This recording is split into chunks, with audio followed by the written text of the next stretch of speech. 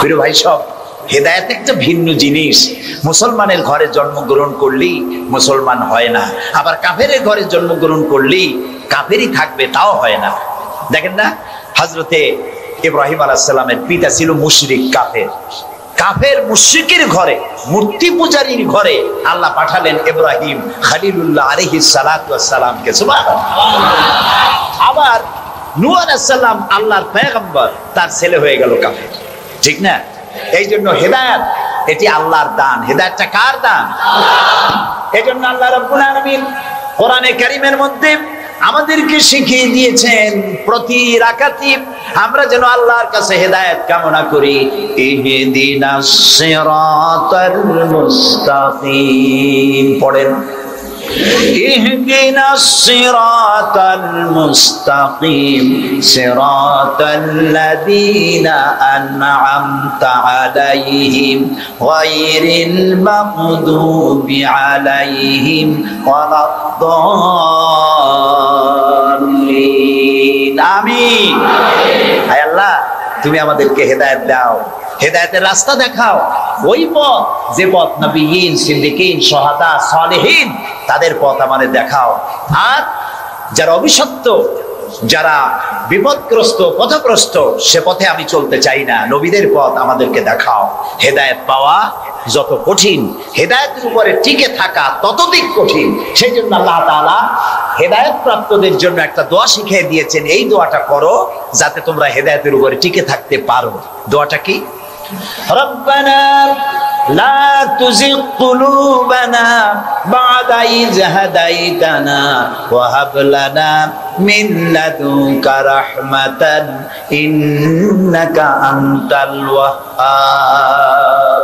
আয় আমার রব, তুমি আমাকে যখন দয়া করে হেদায়েতের রাস্তা দিয়েছো, আল্লাহ তুমি আমাকে হেদায়েত থেকে বিগড়ে দিও না। বলেন আমিন।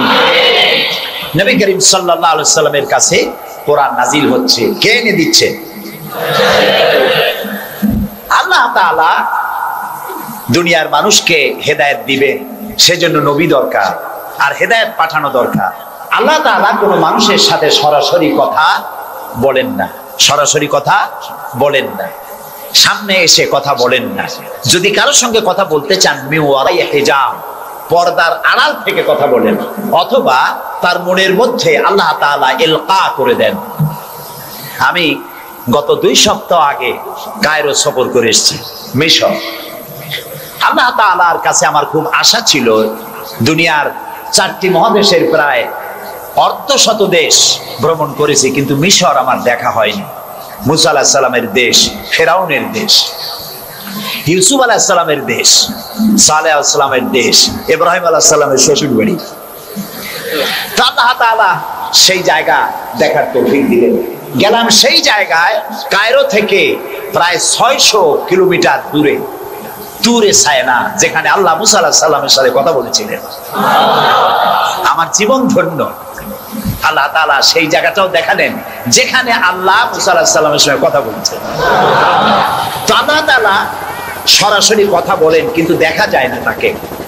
এই কোরআন শরীফে আল্লাহ তাআলা কি সুন্দর করে বলেছেন, সূরা তাহার মধ্যে এসেছে, মুসা আলাইহিস সালাম তিনি যাচ্ছিলেন তার স্ত্রী পরিজন নিয়ে।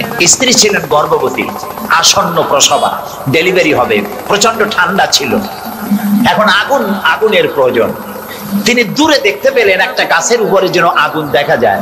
তিনি ছুটলেন সেই আগুনের পানে এবং বললেন, ফাকালা লি আহলিহিম কুসু ইন্নী আনাস্তু নারান লাআল্লি আতিকুম মিনহা বিকাবাসিন আও আজিদু আলান নারি হুদা। তোমরা এখানে অপেক্ষা করো, আমি তো আগুনের মতো কি একটা দেখতেছি, আমি ওখানে যাই, হয়তো আগুন আনতে পারবো, অথবা কোন একটা রাস্তা, একটা কিছু পেয়ে যাবো। ফালাম্মা আতাহা নুদিয়া ইয়া মূসা ইন্নী আনা রাব্বুক ফাখলা নালাইক ইন্নাকা বিল ওয়াদিল মুকাদ্দাসি তুয়া। ও মূসা, যেটা আগুন মনে করছো, এটা আগুন না, এটা আমি তোমার রব। ফাখলা নালাইক, জুতা খোলো, ইন্নাকা বিল ওয়াদিল মুকাদ্দাসি তুয়া, এটা হলো পবিত্র উপত্যকা। আমি যখন সেই পবিত্র উপত্যকায় গেছি, এদিকে তুরে সায়না, এদিকে আরেকটা পাহাড়, মাঝখানে 2 পাহাড়ের মাঝখানের সমতল ভূমিকে উপত্যকা বলা হয়। আমার এই আয়াত মনে পড়লো, সাথে সাথে জুতা খুলে ফেলে দিলাম। মুসা আলাইহিস সালামকে আল্লাহ বলেছেন ফাখলা নালাইক, জুতা খোলো। আমি আমার সাথীরা জুতা খুলে এগিয়ে গেলাম। আমার এক সাথী ছিলেন চট্টগ্রাম ইন্টারন্যাশনাল ইসলামিক ইউনিভার্সিটির কোরআনিক সায়েন্সের চেয়ারম্যান অধ্যাপক গিয়াসউদ্দিন তালুকদার। তাকে আজান দিতে বললাম, তিনি আজান দিলেন। ওয়াদের মুকাদ্দাসে আজান দিয়ে সেখানে আমরা যোহরের নামাজ আদায় করলাম, যোহর আসর জামাআন ওয়া কাসরান আদায় করে নিলাম। তারপরে চলে গেলাম সেই জায়গায় যেখানে আল্লাহ তাআলা কথা বলেছিলেন, সেই জায়গাটা এখনো আছে। সুবহানাল্লাহ। আল্লাহ তাআলা বলছেন ওয়া নাখতারতুকা ফাসতামি' লিমা ইউহা, ও মুসা আমি তোমাকে আমার জন্য বাছাই করছি। সুবহানাল্লাহ। আমি তোমাকে আমার জন্য বাছাই করেছি, এখন তুমি শোনো আমি কি বলি। ইন্নানি আনাল্লাহ, আমি আল্লাহ। সুবহানাল্লাহ, সুবহানাল্লাহ। আমি আল্লাহ, লা ইলাহা ইল্লা আনা, আমি ছাড়া কোনো ইলাহ নাই। ফাবুদনি ওয়া আকিমিস সালাতা লিযিকরি, অতএব আমার ইবাদত করো আর আমার শরণার্থে নামাজ কায়েম করো। সুবহানাল্লাহ। ওইখানে দেখলাম দুইটা ধর্মীয় প্রতিষ্ঠান, একটা হলো মসজিদ আর একটা হলো গির্জা, একদম গায়ে গায়ে লাগানো। দুনিয়ার ইহুদি খ্রিস্টান আর মুসলমানেরা এক জায়গায় নামাজ পড়তেছে আর যার যার মতো ইবাদত করতেছে, কোনো ঝগড়া নাই। ইহুদিরাও যাচ্ছে আর খ্রিস্টানেরাও যাচ্ছে, মুসলমানেরাও যাচ্ছে। আমি সেখানে একটা বক্তব্য রাখলাম, বললাম দুনিয়ার ঐক্য, কোন রাজনৈতিক ঐক্যে পৃথিবীর মানুষকে ঐক্য বানাতে পারবে না। ইসলাম দিয়ে ঐক্য করা যাবে, এটাই হলো তার প্রমাণ। পৃথিবীর শ্রেষ্ঠ জাতি এই তিনটি, মুসলমান, খ্রিস্টান, ইহুদি।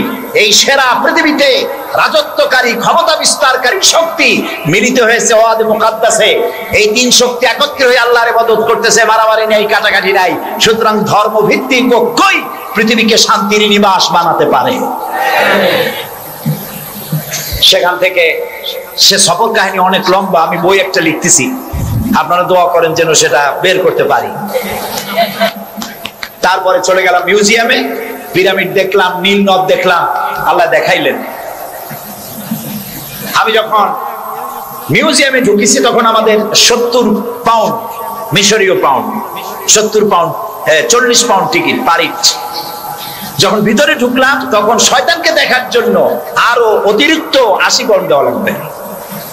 তা আমি চিন্তা করলাম যে পয়সা খরচ করা অপচয় হবে না, কারণ আল্লাহ তাআলা বলেছেন কুল সিরু ফিল আরদ ফানজুরু কাইফা কানা আকিবাতুল মুকাজ্জিবিন। আল্লাহ তাআলা বলেছেন আমার জমিন ভ্রমণ করো আর মহাসত্যের অস্বীকারীদের কি পরিণতি করেছি তা দেখো আর তার দ্বারা শিক্ষা গ্রহণ করো। কাজে আল্লাহ দেখতে কইছে, শয়তান দেখা দরকার। ভিতরে ঢুকে দেখলাম গ্লাসের বক্স, সেখানে মিস্টার ফেরাউন চিতই শুয়ে আছে। হায় আল্লাহ, আল্লাহ শুটকি বানাই থুইছে, কাপড় দিয়ে জড়ানো, পা দুটো বাইর করা, হাত দুটো বাইর করা, ঘাটটা এত বড় লম্বা, এরকম চিকুন, কল্লাটা আছে, একটা দাঁত আছে মুখে, হাতে পায়ে কিছু নখও আছে, মাথায় কিছু চুলও আছে। হাজার হাজার বছর আগের লাশ। মুসা আলাইহিস সালামকে যখন তাড়ায় নিয়ে গেল লোহিত সাগরের কিনারায় মুসা আলাইহিস সালাম বসেছিলেন তার উম্মতদের নিয়ে। ফেরাউন 3 দিক থেকে আক্রমণ করলো। এই কোরআন বর্ণনা, এটা কি কোরআন? আল্লাহ তাআলা বলছেন ও নবী তুমি তো তখন সেখানে উপস্থিত ছিলে না যখন ফেরাউন তার দলবল নিয়ে মুসা আলাইহিস সালামকে তাড়া করেছিল সেই তুরে সায়নায়, তুমি উপস্থিত ছিলে না। আমি ওহী দিয়া, কোরআন দিয়া তোমাকে ইতিহাস জানাইছি। সুবহানাল্লাহ। সেই লোহিত সাগরের পারে গেলাম যেখানে তাকে ঘিরে ফেলানো হয়েছিল। মুসা আলাইহিস সালাম এবং তার সাথীরা বললেন ইয়া মুসা ইন্না লামুদরাকুন, হে মুসা আমরা তো পাকড়াও হয়ে গেলাম, সারাশি আক্রমণ করা হয়েছে আমাদেরকে, পালাবার কোনো জায়গা নাই। মুসা আলাইহিস সালাম আল্লাহর পয়গম্বর। কার নবী? আল্লাহর পয়গম্বর। মুসা আলাইহিস সালাম বললেন কাল্লা রব্বি সায়াহদিন, ভয় পাইও না, অবশ্যই আল্লাহ তাআলা আমাদেরকে পথ বের করে দেবেন। 3 দিকে কি শত্রু, 3 দিকে কি, আরেকদিকে কি নদী না সাগর। আপনারা মনে করছেন নীল দরিয়া পার হয়েছে বুঝি মুসা তারা খায়া? সাগর, লোহিত সাগর, রেড সি। 3 দিকে শত্রু, একদিকে সাগর, পালাবার রাস্তা আছে? আল্লাহর পয়গম্বর বলছেন কোনো ভয় নাই, অবশ্যই রব্বি সায়াহদিন, অবশ্যই আল্লাহ আমাদের পথ বের করে দেবেন। আল্লাহ তাআলা খুশি হয়ে গেলেন। সুবহানাল্লাহ। আল্লাহ এটাই চান, আল্লাহ এটাই চান। বাপে করে কি? বাপে মায় ছোট্ট বাচ্চা দাঁড়ায় তো পড়ে যায়, ওঠে তো পড়ে, এইরকমের অবস্থায় টেবিলের পাশে খাড়া করে দেয়, দূরের থেকে হাত পাতে। বাপের ইচ্ছা কি যে লাভ দুক আর দাঁত ভাঙুক? না, ওর সাহস দেওয়ার জন্য, ওর সাহস হোক সেই জন্য টেবিলের কোণায় দাঁড় করে দূরের থেকে হাত পাতে। যেটা সাহসী সে জাম্প করে পড়ে বাপের কোলে। আল্লাহ তাআলা বিপদের প্রান্তে দাঁড় করিয়েছেন, বিপদের বর্ডারে দাঁড় করাইয়া সাহস পরীক্ষা করছেন। সুবহানাল্লাহ। মুসা আলাইহিস সালাম সাহসের পরীক্ষায় পাশ করেছেন। আল্লাহ তাআলা হুকুম করলেন, তোমার আশা দিয়ে বাড়ি মারো, আঘাত দাও। আল্লাহ তাআলা সমুদ্রকে ভাগ করে দিলেন। সুবহানাল্লাহ। সমুদ্র ভাগ হয়ে গেল। এগুলি গল্প কি? কোরআন। সাগর ফেটে গেল। মুসা আলাইহিস সালাম আর তার দলবল নিয়ে সাগরের মাঝখানে চলে গেছেন। ফেরাউন তার দলবল নিয়ে এসে দেখে, বাহ, এ তো ভালোই, রয়্যাল বোট। ও মনে করছে ওর বাজানের তৈরি করার রাস্তা। ওর সমস্ত সেনাবাহিনী নিয়ে নেমে পড়েছে। যেই না সাগরের মাঝখানে আসছে, মুসা আলাইহিস সালাম তার দলবল নিয়ে ওপার চলে গেছেন। আল্লাহ হুকুম করলেন, যিনি হুকুম করেছিলেন সাগর ফেটে যা, মুসার জন্য রাস্তা বানায় দে, সেই আল্লাহ বললেন সাগর রাস্তা বন্ধ করে দে। রাস্তা বন্ধ হয়ে গেল। এখন ফেরাউন আর তার দলবল পানিতে চুপনি খাইতে খাইতে সাথের লোকেরা সব শেষ। এখন ফেরাউন একা সমুদ্রের ঢেউতে ডুবে আর ওঠে। পানি খেতে খেতে পেটটা পোটকা মাছের মতো মোটা হয়ে গেছে।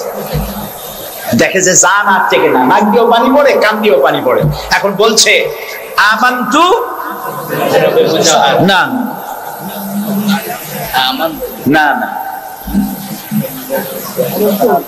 হাফেজ নাই? হ্যাঁ, আমানাত বিহি বানু ইসরাঈল, ঈমান আনলাম সেই আল্লাহর উপরে যে আল্লাহর উপর ঈমান আনছে বনি ইসরাঈলেরা, তার উপর ঈমান আনলাম। আল্লাহ তাআলা বললেন আল আন, এখন ওয়াকাদ আসাইতা ক্বাবলু ওয়া কুনতা মিনাল মুফসিদিন। ও বললো আনা মিনাল মুসলিমিন। আল্লাহ, আমি তো কলেমা পড়লাম আর তো মুসলমান হইলাম, এখনো চুবাও কেন? আল্লাহ কয় এখন ওয়াকাদ আসাইতা ক্বাবলু, এর আগে তুমি আমার সাথে বিরোধিতা করেছো, বিদ্রোহ করেছো, আমার মানুষের উপর অত্যাচার করেছো।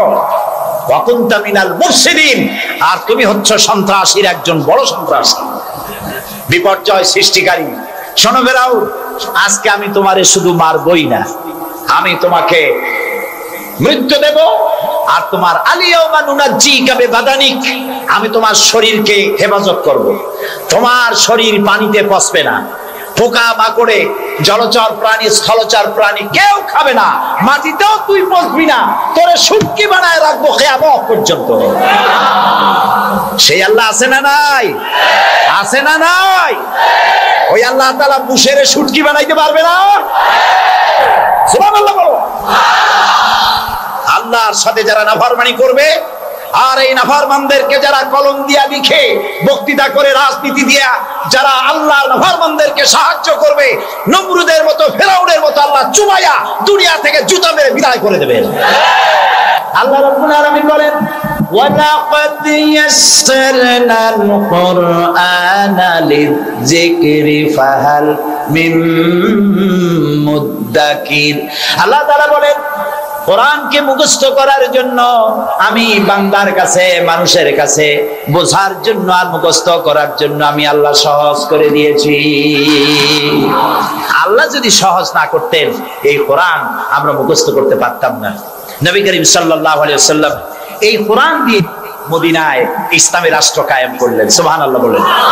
আমি কোরআন শরীফ তাবিজ লেখার জন্য আসে নাই। যারা তাবিজ লেখেন, আমি বিনয়ের সাথে তাদেরকে এই কথাটা বলবো, আপনারা কোরআন দিয়া তাবিজ লিখা ইসলামের কোনো উপকার করেন নাই, ক্ষতি করছেন। আমি একটু ব্যাখ্যা দিয়ে বলি, তাহলে বুঝতে সুবিধা হবে। তাবিজ দিয়া লেখা কি ক্ষতিটা করলেন? ক্ষতি করছেন এই, সাধারণ মুসলমানেরা আপনাদের কাছে, হুজুরদের কাছে মামলা মোকদ্দমার বিষয় জানার জন্য আসে না। সংঘর্ষ বেঁধেছে, মীমাংসা হবে কেমন, এজন্য আসে না। স্কুল, কলেজ, মাদ্রাসা অথবা অন্য কিছু তৈরি করবে ইত্যাদির জন্য আপনার কাছে জানতে আসে না। আপনার কাছে আসে, ছেলে বিয়ে করছে, বহুত দিন হয়েছে, বাচ্চা হয় না, তারপরে পেট্রোল শোক হয়েছে, মাথায় যন্ত্রণা, গরু হারাই গেছে, খুঁজে পাওয়া যায় না, বউরে জেনে ধরছে, মেয়েকে ভূতে ধরছে, এই সব কালো জিরে পড়া, তেল পড়া, পানি পড়া, আর কালো সুতোয় গিরে দেওয়া, এই সব কাজেই আপনার কাছে আসতেছে। কেন? আপনি বুঝাইছেন যে এখানে আসলে তাবিজ দেওয়া যায়, ঝাড়ফুঁক করা যায়, দোয়া দরুদ করা যায়, সেই জন্য বড় কাজ থইয়া এই কাজে আপনার কাছে আসতেছে। অথচ বিশ্বাস করুন, রাসূলুল্লাহ কোরআন দিয়া তাবিজ লেখেন নাই, সাহাবায়ে কেরামও করেন নাই। একজন সাহাবীও তাবিজ লিখেছেন এর দলিল যদি কারো জানা থাকে মেহেরবানি করে আমাকে জানাবেন, আমি আপনার কাছে শিখবো। ঝাড়ফুঁক করেছেন রাসূলুল্লাহ নিজেও, ঝাড়ফুঁক করেছেন সাহাবায়ে কেরাম, কিন্তু তাবিজ লেখেন নাই। তাবিজ দেখে মানুষকে বোঝানো হয়েছে এটা তাবিজের কিতাব, কিন্তু তা নয়, এটা সংবিধান। সুবহানাল্লাহ। এটা কনস্টিটিউশন, এর মধ্যে অর্থনীতি, সমাজনীতি, রাজনীতি, ইতিহাস, ভূগোল কি নাই কোরআনের মধ্যে সব আছে। সুবহানাল্লাহ। মুহাম্মদুর রাসূলুল্লাহ, সবাই বলেন সাল্লাল্লাহু আলাইহি ওয়াসাল্লাম, তিনি মক্কি জিন্দেগিতে লোক তৈরি করলেন। আবু বকর, ওমর, ওসমান, আলী রিদওয়ানুল্লাহি তাআলা আলাইহিম আজমাইন, এই জাতীয় লোক তৈরি হয়ে গেল। কেন তৈরি হলো? দেখেন আল্লাহ কি বলেন। আল্লাহ রাব্বুল আলামিন বলেন, হুয়াল্লাযী আরসালা রাসূলাহু বিল হুদা ওয়া দীনিল হক লিইয়ুযহিরাহু আলাদ দীনি কুল্লি ওয়া কাফা বিল্লাহি শাহীদা। আমি আমার রাসূলকে প্রেরণ করেছি পৃথিবীতে, তিনি আল্লাহ যিনি তার রাসূলকে পৃথিবীতে প্রেরণ করেছেন এই জন্য দ্বীন হক আর সত্যের বিধান সহকারে পাঠিয়েছেন, যাতে করে পৃথিবীর মানব গোষ্ঠীর উপরে আল্লাহর আইনকে তিনি বিজয়ী করে দিতে পারেন। পৃথিবীতে কার আইন চালু হবে? বলেন সবে জোরে, আল্লাহর আইন। আল্লাহর আইন যতদিন ছিল শান্তিও ততদিন ছিল। নবী করিম সাল্লাল্লাহু আলাইহি ওয়াসাল্লাম মদিনায় গেলেন, মদিনায় গিয়ে তিনি কি হয়েছিলেন কোন তো? রাষ্ট্রপ্রধান। বলেন না কি হলেন? রাষ্ট্রপ্রধান, প্রেসিডেন্ট হলেন, রাষ্ট্রপতি হলেন। তার সংবিধান কি ছিল? কোরআন। এটা আইনের কিতাব। আপনি পড়ে দেখেন। আমি অনুরোধ করব, সাংবাদিক হন, সাহিত্যিক হন, কবি হন, আর ঔপন্যাসিক হন, রাজনীতিবিদ হন, আর ব্যবসায়ী হন, যে কোনো ব্যক্তি হন, কোরআনটারে বুঝুন। কোরআন তাবিজের কিতাব নয়। চুরি করলে, ডাকাতি করলে, জিনা করলে, ব্যভিচার করলে কি শাস্তি হবে, জুডিশিয়াল ল, ফৌজদারি দণ্ডবিধি কোরআনে আছে না নাই? এই যে সন্ত্রাস ছড়িয়ে পড়ছে সারা পৃথিবী, এই সন্ত্রাসীদের শাস্তি কি হওয়া উচিত তা কি কোরআনে আছে? আছে। সূরা মায়েদার মধ্যে আল্লাহ পরিষ্কার করে সন্ত্রাসীদের শাস্তি কি হবে তা এর মধ্যে পরিষ্কার করে বলে দিয়েছেন। আপনি আমি মরে গেলে পরে আপনার আমার পরিত্যক্ত সম্পত্তি কে কতটুকুন পাবে তা ভাগ করে কোরআনে বলা আছে? বলা আছে। এমন কোন জিনিস নাই যা কোরআনে কারীমের মধ্যে আল্লাহ তাআলা স্পষ্ট করে ঘোষণা করেন নাই। আল্লাহ বলেছেন তিবিয়ানান লিকুল্লি শাই, সব কিছুকে খুলে খুলে আমি কোরআনের মধ্যে বলে দিয়েছি। বলেন সুবহানাল্লাহ। প্রিয় ভাই সব, কোরআন যেই মানবে, আজকে নিশ্চয়ই হিন্দু ভাইরাও আসছেন, আছে। আমরা মাহফিলে হিন্দু ভাইদেরকেও স্বাগত জানাই। কেন জানাই জানেন? কোরআন শরীফ শুধু মুসলমানদের জন্য নয়। আল্লাহ কি শুধু মুসলমানদের? বলেন আপনারা, আল্লাহ কিন্তু মুসলমানদের। আল্লাহ হচ্ছেন রব্বুল আলামিন, সকলের আল্লাহ। তো যিনি সকলের আল্লাহ, তার কোরআন হবে কি শুধু মুসলমানদের? কোরআন শরীফের শুরুতেই এর মাঝে আল্লাহ বলে দিয়েছেন হুদাল লিন্নাস, হুদাল লিন্নাস, হাদা বায়ানুল লিন্নাস।